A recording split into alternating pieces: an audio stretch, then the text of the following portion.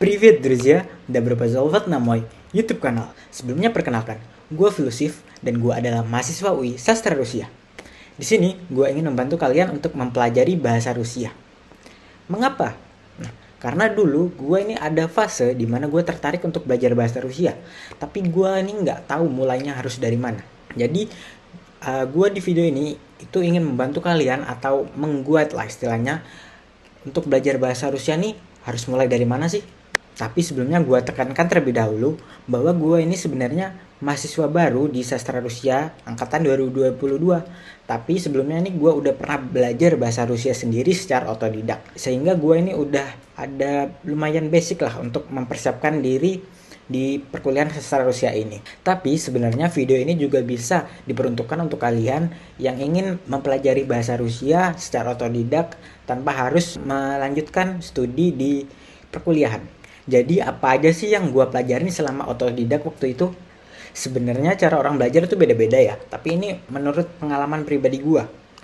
Jadi gue sendiri waktu itu yang pertama gue pelajarin adalah yang pertama. Gue nonton video YouTube yang berjudul Learn Russian While You Asleep. Jadi ini tuh berupa daily life conversation gitu.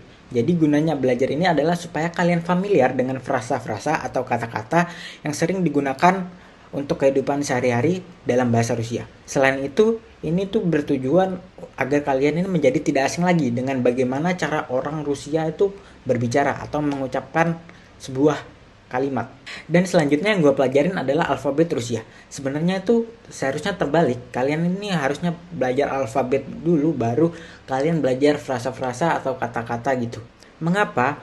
Karena dengan kita memahami alfabet ini, itu tentu akan membuat kita lebih mudah untuk belajarnya lebih lanjut lagi. Karena dengan kita memahami alfabet, kita nih jadi bisa membaca kata-kata dalam bahasa Rusia. Sehingga dengan kita bisa membaca kata Rusia ini, kita itu bisa mempelajari gitu kosakata baru. Nah, step-step di atas ini merupakan step awal untuk belajar bahasa Rusia dan mungkin terdengar sedikit boring bagi kalian. Nah, selanjutnya di step-step selanjutnya ini baru mulailah terasa keseruan dari belajar bahasa Rusia itu. Karena di tips selanjutnya kita akan membahas tentang lagu dan bisa dibilang permainan gitulah. Jadi yang akan gue bahas selanjutnya adalah lagu. Lagu ini merupakan salah satu sumber terbesar kedua gue yang gue lakukan untuk mempelajari kosakata baru. Lalu lagu apa aja sih yang tepat untuk didengarkan atau easy listening lah bagi pemula gitu yang baru belajar bahasa Rusia. Nah, untuk rekomendasi lagu sendiri, gue saranin lagu yang bergenre pop atau yang slow-slow gitu.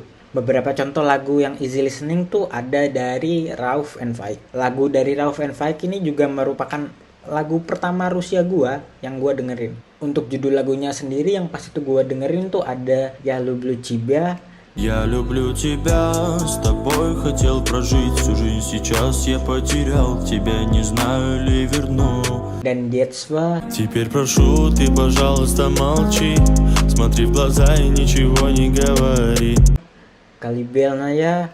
Возьми меня, люби меня, укрой той пеленой, что мы с тобой создали вдвоем. Dan masih banyak lagi. Nah, di fase ini itu yang gue lakuin itu nggak hanya sekedar dengerin lagunya, melainkan gue ini menghafal liriknya. Kemudian ini gue bedah satu-satu apa arti dari lirik lagu ini. Nah, di sini itulah gue mulai mempelajari atau mengenal banyak kosakata. Lalu yang keempat ada Duolingo. Seperti yang gue bilang tadi, ada permainan. Nah, jadi Duolingo ini merupakan sebuah permainan untuk meningkatkan skill bahasa kalian. Di sini kalian juga bisa belajar untuk memperbanyak kosakata dan juga belajar sedikit grammar gitulah. Lalu yang terakhir kalian bisa belajar dari buku, baik buku PDF maupun buku fisik gitu. Tapi di sini gue lebih memakai yang PDF. Buku-buku PDF ini ada banyak macamnya sih. Ada buku yang berupa kategori-kategori gitu yang isinya beberapa kosakata dari kategori itu. Misalnya kategori in supermarket, back to school. Jadi di PDF ini itu membahas kosakata apa aja yang dipakai di sebuah kategori ini. Yang selanjutnya ada buku gramatika. Di UI sendiri pembelajaran sastra Rusianya ini mengacu pada buku gramatika yang berjudul Учебник, yang mana perbukuan ini akan gua bahas di video selanjutnya.